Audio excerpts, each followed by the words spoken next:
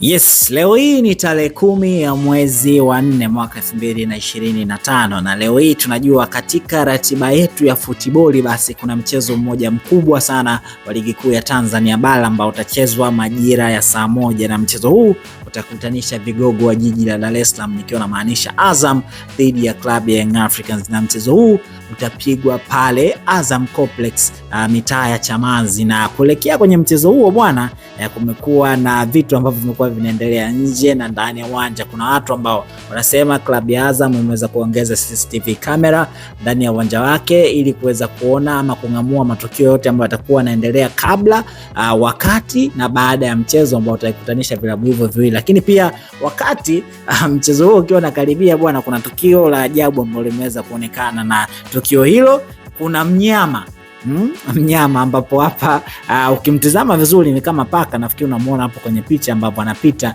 paka mweusi. Ameonekana akiwa ndani ya uwanja wa Chamazi, na sio ameonekana tu, ameonekana akienda kwenye pitch kabisa, akizunguka kwenye pitch, lakini pia akiacha haja kubwa kwenye pichi ambayo itatumika baadaye kwenye mchezo dhidi ya Young Africans. Na wapo ambao watu wanahusisha na masuala ya kiimani, lakini paka huyu na kama anavyoonekana hapo ameingia kwenye uwanja, amezunguka kwenye pitch, lakini pia kaacha haja kubwa, lakini kaotoka na kaendelea na shughuli zake. Wapo ambao wanasema inawezekana ikawa ni mambo yale ya Kiafrika na Kitanzania kuhusisha ushirikina na mpira wa miguu, lakini wapo ambao wanaamini kwamba ni tukio tu ambalo limetokea na alihusiani kabisa na masuala ya kishirikina ama nguvu za giza, na ni coincidence kama coincidence zingine ambazo zimekuwa zikitokea. Sasa mimi nataka wewe mtazamaji wa Bongo Refresh unipe mawazo yako. Ni nini unahisi? Je, huyu ni paka tu kweli anapita na anafanya yake, ama ni paka ambaye unahisi anahusanisha